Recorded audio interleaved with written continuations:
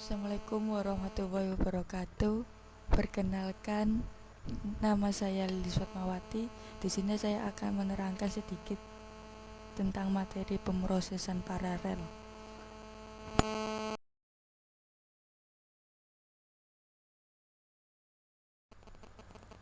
Berikut adalah contoh gambaran dari pemrosesan paralel. Pemrosesan paralel itu sendiri adalah penggunaan lebih dari satu CPU untuk menjalankan sebuah program secara simultan. Tipe pemrosesan paralel yang pertama yaitu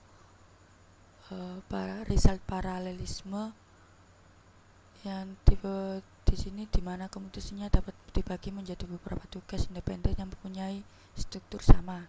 Contoh tugas yang bisa diselesaikan yaitu dengan simulasi Monte Carlo.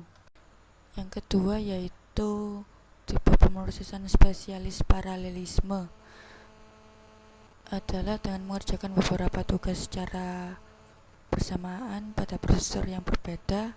Setiap komputer mengerjakan tugas tertentu. Contoh penggunaannya adalah pada simulasi pabrik kimia. Yang ketiga yaitu tipe agenda paralelisme. Tipe ini mempunyai daftar yang harus dikerjakan oleh sistem komputer. Semua komputer yang terdapat pada sistem dapat mengakses daftar tersebut.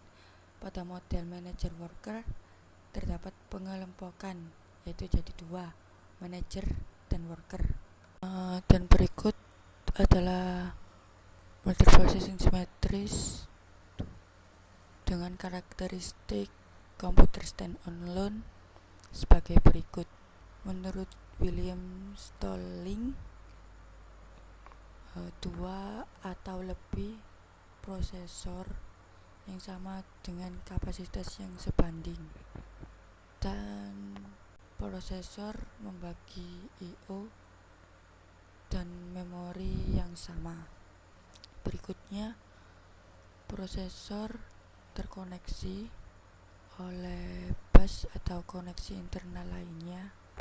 Waktu akses memori kira-kira sama pada setiap prosesor. Seluruh prosesor membagi akses I/O baik pada channel yang sama maupun berbeda dengan memberikan path ke device yang sama. Next, seluruh prosesor mengerjakan fungsi yang sama. Sistem itu dikontrol oleh OS yang terintegrasi menyediakan interaksi antara prosesor atau interaksi terjadi pada job, task, file, data pada level-level elemen. Mempunyai lebih dari satu prosesor itu sendiri dapat berkomunikasi, membagi bus, clock, perangkat memori, dan periferal.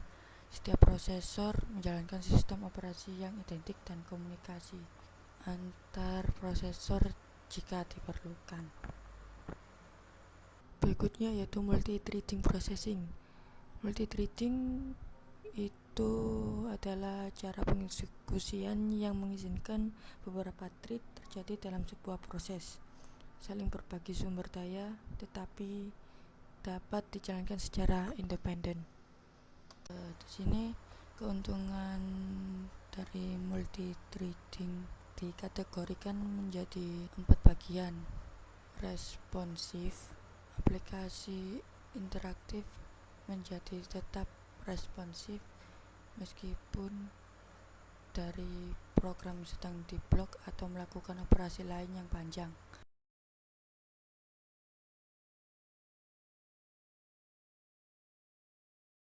Berbagi sumber daya. Beberapa thread yang melakukan proses yang sama akan berbagi sumber daya. Keuntungannya adalah mengizinkan sebuah aplikasi untuk mempunyai beberapa thread yang berbeda dalam lokasi memori yang sama. Dan yang ketiga, ekonomis. Pembuatan sebuah proses memerlukan pengalokasian memori dan sumber daya. Alternatifnya adalah dengan menggunakan thread, karena thread membagi memori dan sumber daya yang dimilikinya sehingga lebih ekonomis untuk membuat thread dan konteks switching thread. Utilisasi arsitektur multiprosesor.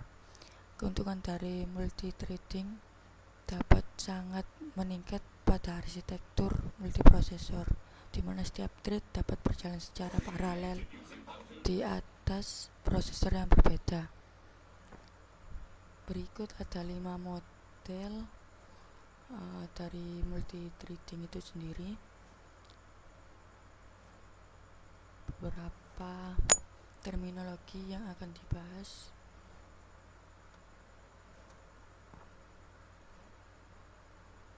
yaitu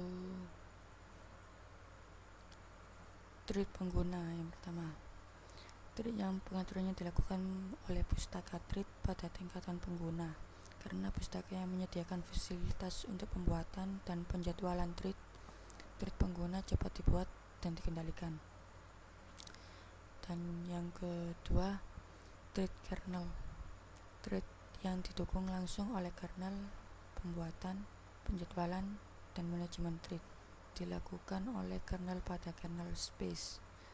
Karena dilakukan oleh sistem operasi, proses pembuatannya akan lebih lambat jika dibandingkan dengan thread pengguna.